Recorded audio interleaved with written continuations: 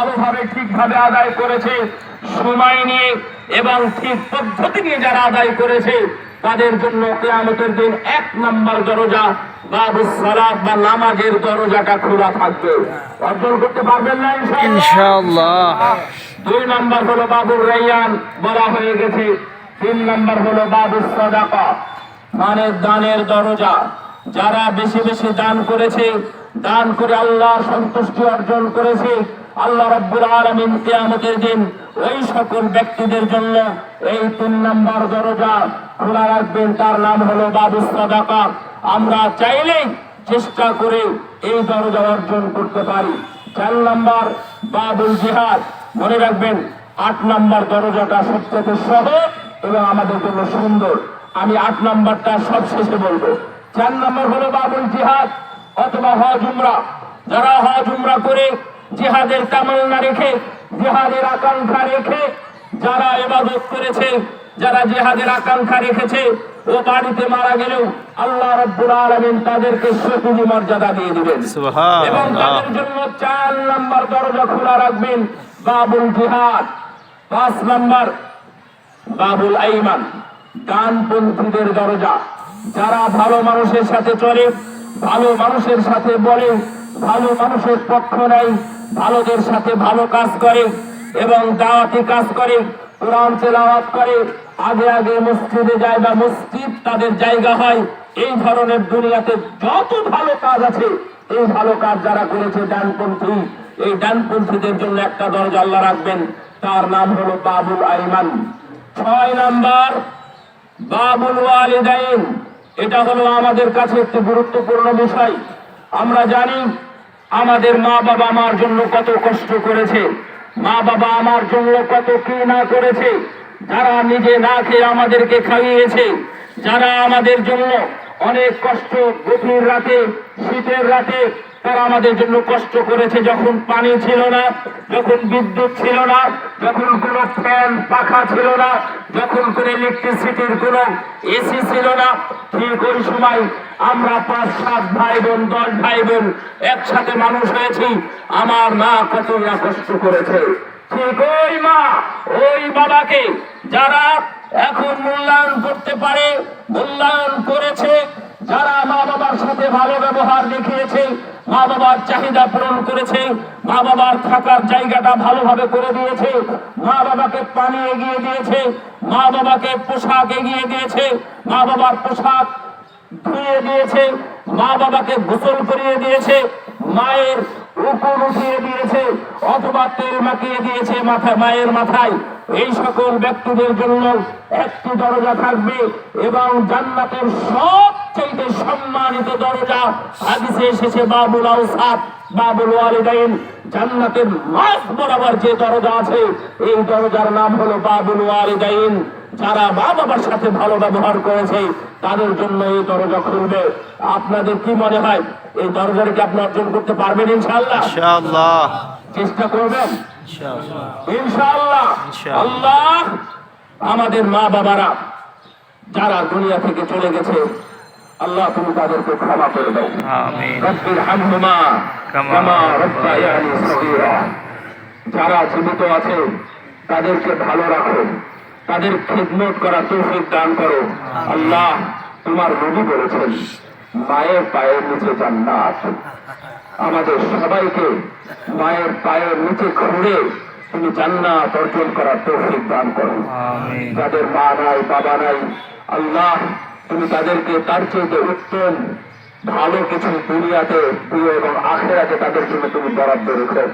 যাদের মা বাবা আছে, যে কোনো মূল্যে জান্নাত অর্জন করার চেষ্টা করবেন, মহা চেষ্টা। ইনশাআল্লাহ জান্নাতের ওই দরজাটা আমাদের জন্য খুলে দেওয়া হবে। আল্লাহ যেন আমাদের তাদের মধ্যে অন্তর্ভুক্ত করে নেন। আমিন আমিন। 7 নম্বর বাবুল লা হাওলা ওয়ালা কুওয়াতা ইল্লা বিল্লাহ।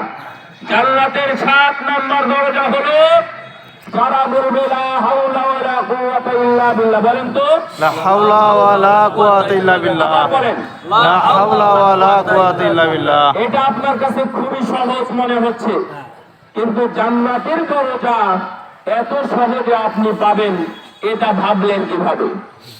জান্নাতের দরজা এখন আপনার মনে হচ্ছে লা হাওলা ওয়ালা কুওয়াতা ইল্লা বিল্লাহ, এত সহজ, এটা আপনার মনে হতে পারে। কিন্তু এই নির্বাচনের বাহিরে বের হওয়ার পরে এখানে 1000 বা 2000 যদি মানুষ থাকে, তাহলে দেখা যাবে যে কে আছে 1000 মানুষের মধ্যে একজন ব্যক্তি সব সময় সবচেয়ে বেশি বার লা হাওলা ওয়ালা কুওয়াতা ইল্লা বিল্লাহ বলবে। এই ধরনের ব্যক্তিদের জন্য আল্লাহ লা হাওলা ওয়ালা কুওয়াতা ইল্লা বিল্লাহ নামক দরজাটা সেই খোলা রাখবে। সুবহানাল্লাহ। আপনি কি পারবেন না অর্জন করতে? ইনশাআল্লাহ। অনেক কিছুই তো কঠিন। কিছু অর্জন করতে হলে অবশ্যই ক্লাসে ফার্স্ট হবেন, আর একটু কষ্ট করবেন না, ঘুমিয়ে ঘুমিয়ে ফার্স্ট হবেন, এটা হয় না। অনেক বেশি কিছু করতে হয়, তারপরে ক্লাসে ফার্স্ট হওয়া যায়। এমনিতে ঘুমিয়ে ঘুমিয়ে বেরিয়ে অথবা খেলাধুলা করে আপনি ফার্স্ট হতে পারবেন না। আল্লাহ রাব্বুল আলামিন যেন আমাদের সবাইকে চেষ্টা করার তৌফিক দান করেন। আমিন। বলেন লা হাওলা ওয়ালা কুওয়াতা লা ইল্লা হাওলা ওয়ালা কুওয়াতা ইল্লা বিল্লাহ। 8 নম্বর দরজা। 8 নম্বর দরজার বিশেষত্ব হলো এই দরজাটা কখনোই বন্ধ হবে না। তার মানে আপনি চাইলে যখন মারা যাচ্ছেন তখন আপনি সালাতের দরজা না পেলে আর পাবেন না। যখন মারা যাচ্ছেন তখন সিয়ামের দরজা আপনার জন্য আর নাই। যখন আপনি মারা যাচ্ছেন তখন হয়তোবা মা বাবার খেদমত করেন নাই, করার সুযোগও নাই, আপনি সেটাও পাবেন না। কিন্তু 8 নম্বর দরজাটা এত সুন্দর, আপনি মারা যাওয়ার সময় চাইলেই আপনি দরজা হাসিল করতে পারবেন। এই দরজার নাম হলো বাবুত তাওবা ওয়াল ইস্তিগফার। বলেন তো কি বললাম?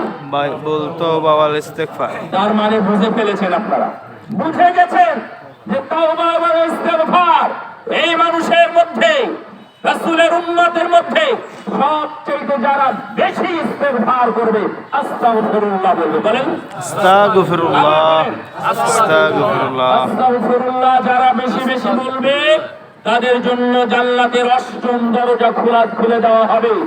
ইস্তিগফার, আস্তাগফিরুল্লাহর কয়েকটা গুণাগুণ দেখেন। আস্তাগফিরুল্লাহ বললে আপনার শারীরিক অসুখ দূর হয়ে যায়। সুবহান। আস্তাগফিরুল্লাহ বললে মানুষের মানসিক অসুখ দূর হয়ে যায়। আস্তাগফিরুল্লাহ বললে এখানে গাছ আছে, ফল হয় না, আস্তাগফিরুল্লাহ বললে গাছে ফল হবে। আস্তাগফিরুল্লাহ বললে এলাকায় বৃষ্টি হয় না, আস্তাগফিরুল্লাহর কারণে এলাকায় বৃষ্টি হবে। এলাকায় নদী আছে, নালা আছে, কিন্তু পানি হয় না, আস্তাগফিরুল্লাহ বললে তাদের এলাকায় ওই নদীতে পানিও হবে। আস্তাগফিরুল্লাহ বললে যাদের টাকা নাই, দারিদ্রতায় ভুগছে, আল্লাহ রাব্বুল আলামিন তাদেরকে আস্তাগফিরুল্লাহর কারণে তাদেরকে ধনী বানিয়ে দিবেন। যদি আস্তাগফিরুল্লাহ পাঠ করেন তাহলে যাদের সন্তান হয় না, এটা সবই কোরআনি ট্রিটমেন্ট। আল্লাহ রাব্বুল আলামিন বলছেন আল্লাহ তাদের সন্তানও দিবে। আপনার জমি আছে, ফসল হয় না, আপনি আস্তাগফিরুল্লাহ বলবেন, আল্লাহ রাব্বুল আলামিন আপনার ফসলের ব্যবস্থা করে দিবেন। আমার নবীকে আল্লাহ বলছেন, হে নবী, আপনি যেখানে থাকবেন আমি সেখানে গজব নাজিল করব না, আর আমি ওই এলাকাতেও গজব নাজিল করব না, আমি আযাব দেব না ওই এলাকাতে যে এলাকার মানুষ আস্তাগফিরুল্লাহ বলে। সুবহানাল্লাহ। নবীর সাথে তুলনা করা হয়েছে অনেকটা। নবী যেখানে আছেন সেখানে গজব হবে না, আর আল্লাহ রাব্বুল আলামিন বলছেন আমি ওই এলাকাতেও গজব দিব না যে এলাকার মানুষ আস্তাগফিরুল্লাহ বলে। আপনাদের কি মন মানসিকতা আছে একটু তওবা করার? ইনশাআল্লাহ। সবাই তওবা করতে পারবেন? ইনশাআল্লাহ। পারবেন তো? ইনশাআল্লাহ। আল্লাহ রাব্বুল আলামিন যেন আমাদের সঠিকভাবে তওবা করার তৌফিক দান করেন। আমিন। আমরা